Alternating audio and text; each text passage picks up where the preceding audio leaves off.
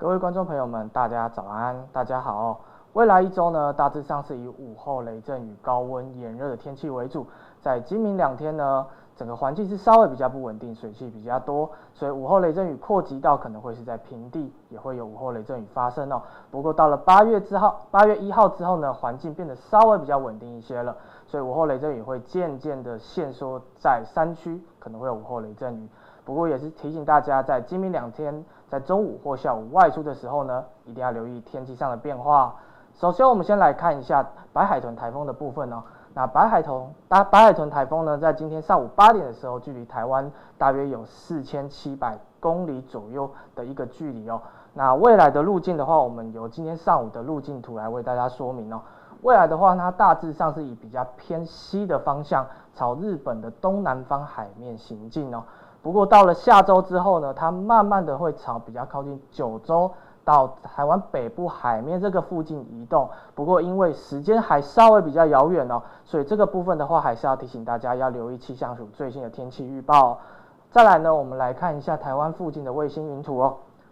这张是我们台湾附近的卫星云图，我们可以看到在台湾的东边外海这边呢，大致上都是属于晴朗无云的区域哦。那这个区域呢，都是属于太平洋高压的势力范围。另外，在台湾附近的话，今天云层都还是比较多的。这个低压的大约是在整个中国的这个附近哦，所以今天台湾在低压跟高压之间的一个中间哦，所以说其实在水汽下，因为有低压带来的水汽，再加上它受到高压边缘，整个环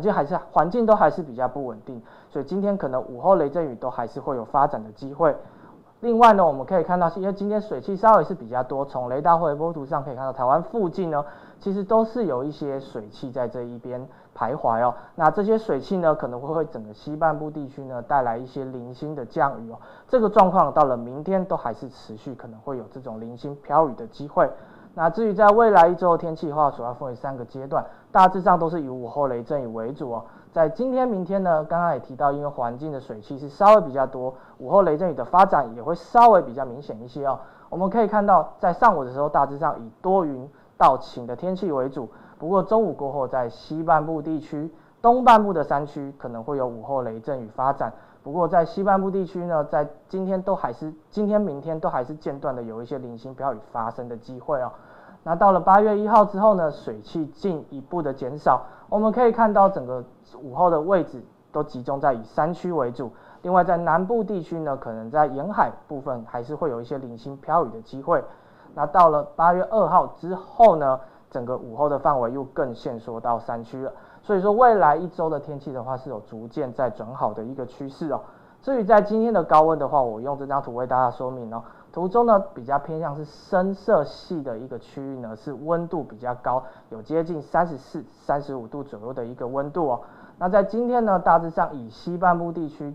它都还是比较偏热的一个状况，预估的高温可以来到33到35度哦。那东半部地区呢，大约是31到33度左右，还是要留意在双北地区，还有中南部的金山区，今天还是可能会有局部36度左右高温发生的几率哦。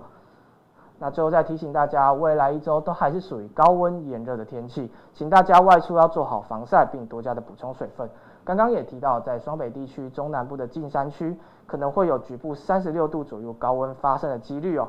另外，在未来一周都还是以午后雷阵雨的天气为主，尤其是今明2天午后雷阵雨的范围会稍微比较广，提醒大家外出要留意天气上的变化。最后再提醒大家，刚刚也提到了白海豚台风呢，未来在下周可能会渐渐的朝我们比较偏向是九州南方海面到台湾北部海面行进哦，所以这个不确定性还是比较大，请大家留意气象署最新的台风动态。另外，虽然台风离我们比较远，不过从4号开始呢，就要留意在基隆北海岸、东半部地区，还有恒春半岛可能会有长浪发生的几率，请大家海边活动一定要特别留心。以上是本期的天气说明，提供给大家，谢谢。好，那请问在场的媒体朋友有什么问题要发问的吗？好，没有的话，以上是今天的天气说明，谢谢大家。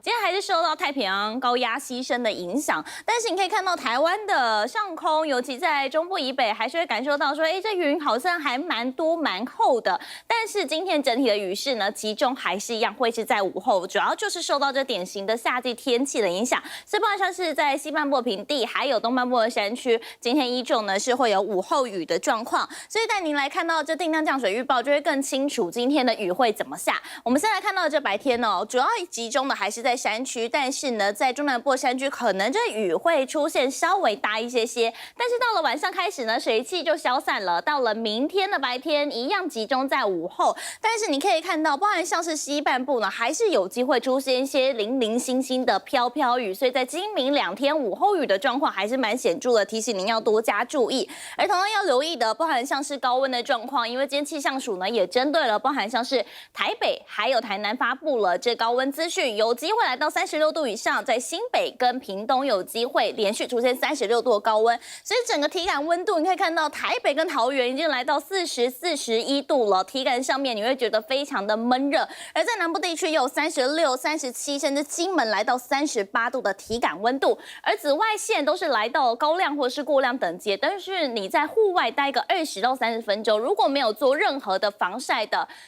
措施的话，是有机会来晒伤的，所以提醒您今天也要多加注意，不管是这个阳伞啊，或者是防晒乳啊，该补就要补，该撑就要撑，以免呢造成一些热伤害。所以为您简单统整一下今天外出的整体状况。